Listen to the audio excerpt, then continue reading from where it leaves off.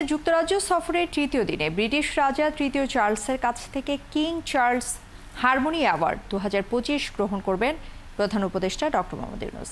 লন্ডনের Saint James প্যালেসে এক অনুষ্ঠানে আজ এই পুরস্কার নেওয়ার কথা রয়েছে তার।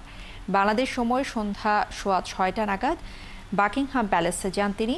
এ সময় রাজা চার্লস তৃতীয় তাকে স্বাগত জানান। এছাড়াও আজ ওয়েস্টমিনস্টার হাউস অব কমন্সের স্পিকার স্যার লিন্ডসে হলির সঙ্গেও বৈঠক হওয়ার কথা রয়েছে তার। আগামীকাল বিএনপির ভারপ্রাপ্ত চেয়ারম্যান তারেক রহমানের সঙ্গে বৈঠকের পর দেশের উদ্দেশ্যে লন্ডন ত্যাগ করবেন তিনি।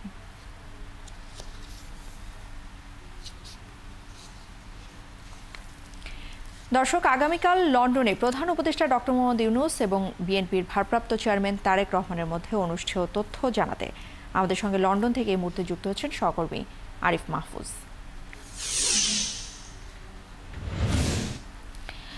আরিফ, একটু জানাবেন ডক্টর মোহাম্মদ ইউনূসের অ্যাওয়ার্ড গ্রহণের সবশেষ কি তথ্য আছে আপনার কাছে?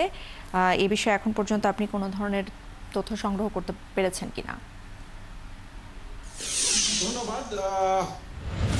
Doctor Mohammad Yunus king Charles award গ্রহণের জন্য, হারমোনি অ্যাওয়ার্ড গ্রহণের জন্য তিনি সাক্ষাৎ করেছেন। রাজা চার্লসকে তিনি শুভেচ্ছা জানিয়েছেন এবং অনুষ্ঠান চলছে এই মুহূর্তে। আমার কাছে যে খবর আছে যে ধারাবাহিক পর্যায়ে কিন্তু তার হাতে হারমোনি অ্যাওয়ার্ডটি তুলে দেওয়া হবে। এখন হারমোনি অ্যাওয়ার্ডটি তুলে দেওয়া হবে এবং সর্বশেষ তিনি এই অনুষ্ঠানের পরে কিন্তু আরেকটি বৈঠক রয়েছে, সেটি হচ্ছে হাউস অফ কমন্সের স্পিকার স্যার লিন্ডসে হোয়েলের সাথে বৈঠক করবেন। এখন ধন্যবাদ।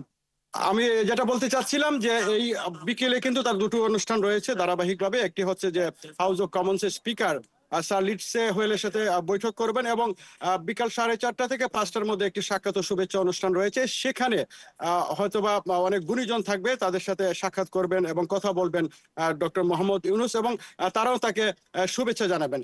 বিকেল 6:25 থেকে 6:45-এর মধ্যে আরেকটি সাক্ষাৎ রয়েছে, যেটা হচ্ছে ইউপিএল লিমিটেডের চেয়ারম্যান ও সিও জয় শ্রফের সাথে সাক্ষাৎ করবেন তিনি। এই ছিল আজকের তার সময়সূচি এবং যখন হারমোনি অ্যাওয়ার্ড প্রদান শেষ হবে হয়তো আমরা আরো আপডেট জানাতে পারবো। এর আগে বলে রাখি যে সবচেয়ে বেশি এখন উত্তেজনা বিরাজ করছে, টানটান উত্তেজনা সবার মনে। প্রবাসী যারা আছেন যেখানে ফোনে কথা বলছেন, আমাদেরকে জিজ্ঞেস করছেন যে আগামীকালকের যে ঐতিহাসিক বৈঠক হবে ডক্টর মোহাম্মদ ইউনূস এবং বিএনপির ভারপ্রাপ্ত চেয়ারম্যান তারেক রহমানের মধ্যে।